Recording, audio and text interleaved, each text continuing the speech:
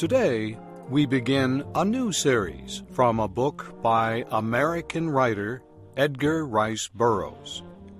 The book is called A Princess of Mars.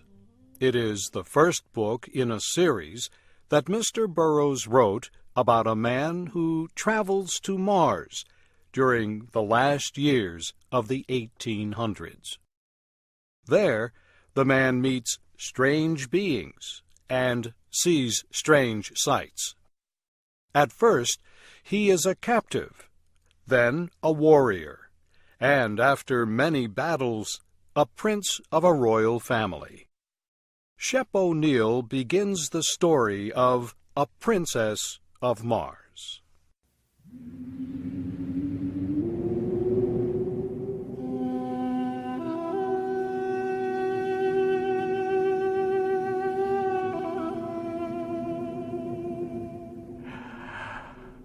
I am a very old man. How old, I do not know. It is possible I am 100, maybe more. I cannot tell because I have never aged as other men do. So far as I can remember, I have always been a man of about 30. I appear today as I did 40 years ago, yet I feel that I cannot go on living forever. Someday, I will die the real death from which there is no escape. I do not know why I should fear death, I who have died 2 times and am still alive.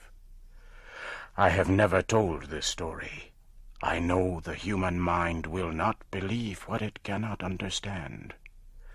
I cannot explain what happened to me.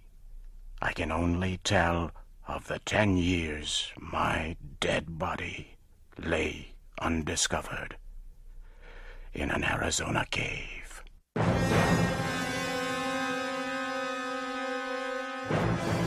My name is John Carter.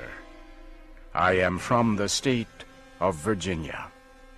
At the close of the Civil War, I found myself without a home, without money, and without work.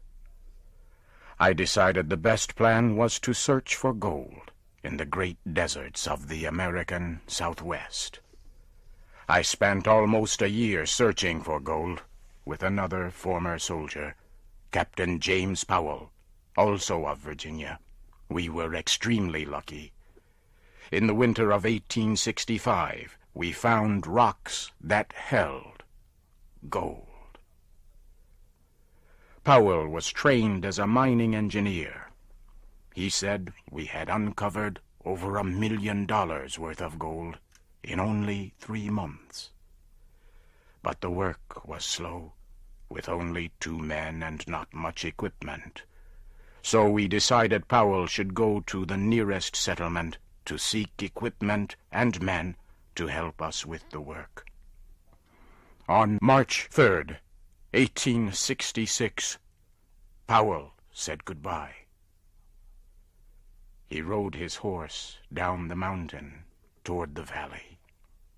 I followed his progress for several hours. The morning Powell left was like all mornings in the deserts of the great Southwest, clear and beautiful. Not much later, I looked across the valley. I was surprised to see 3 riders in the same place where I had last seen my friend. After watching for some time, I decided the 3 riders must be hostile Indians. Powell, I knew, was well armed and an experienced soldier, but I knew he would need my aid. I found my weapons, placed a saddle on my horse, and started as fast as possible down the trail taken by Powell. I followed as quickly as I could until dark. About 9 o'clock, the moon became very bright. I had no difficulty following Powell's trail. I soon found the trail left by the 3 riders following Powell. I knew they were Indians. I was sure they wanted to capture Powell. Suddenly I heard shots far ahead of me. I hurried ahead as fast as I could. Soon I came to a small camp. Several hundred Apache Indians were in the center of the camp. I could see Powell on the ground. I did not even think about what to do. I just acted. I pulled out my guns and began shooting. The Apaches were surprised and fled. I forced my horse into the camp and toward Powell. I reached down and pulled him up on the horse by his belt. I urged the horse to greater speed. The Apaches, by now, realized that I was alone and quickly began to follow. We were soon in very rough country. The trail I chose began to rise sharply. It went up and up. I followed the trail for several hundred meters more until I came to the mouth of a large cave. It was almost morning now. I got off my horse and laid Powell on the ground. I tried to give him water, but it was no use. Powell was dead. I laid his body down and continued to the cave. I began to explore the cave. I was looking for a safe place to defend myself, or perhaps for a way out, but I became very sleepy. It was a pleasant feeling. My body became extremely heavy. I had trouble moving. Soon I had to lay down against the side of the cave. For some reason, I could not move my arms or legs.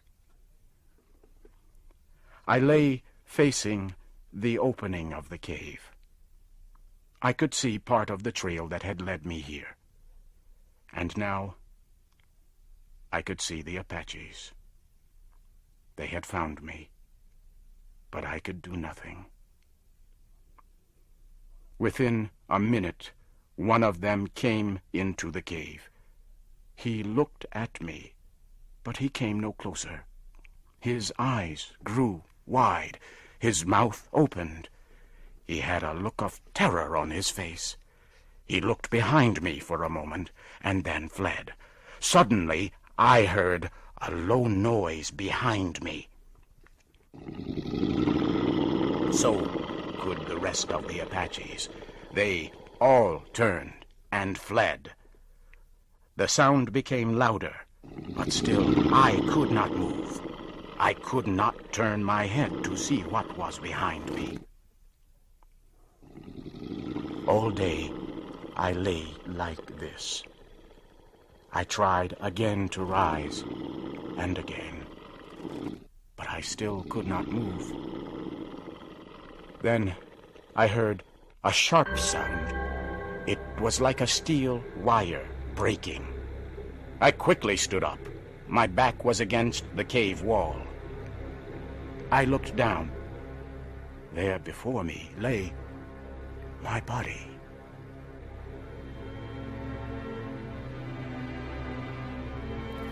For a few moments, I stood looking at my body. I could not bring myself to touch it. I was very frightened. The sounds of the cave and the sight of my body forced me away. I slowly backed to the opening of the cave. I turned to look at the Arizona night. I could see 1,000 stars. As I stood there, I turned my eyes to a large red star. I could not stop looking at it. It was Mars, the red planet, the red god of war. It seemed to pull me near. Then, For a moment, I closed my eyes. There was an instant of extreme cold and total darkness. Suddenly, I was in deep, dreamless, peaceful sleep.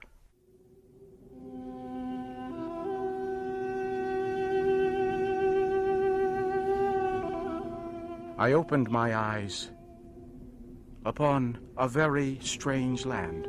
I immediately knew then I was on Mars. Not once did I question this fact.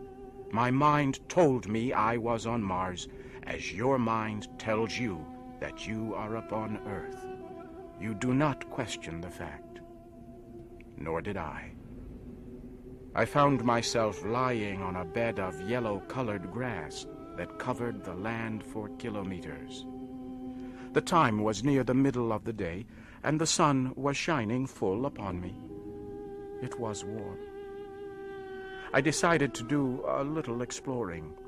Springing to my feet, I received my first Martian surprise. The effort to stand carried me into the Martian air to the height of about 1 meter. I landed softly upon the ground, however, without incident. I found that I must learn to walk all over again. My muscles were used to the gravity of Earth. Mars has less gravity. My attempts to walk resulted in jumps and hops, which took me into the air. I once landed on my face.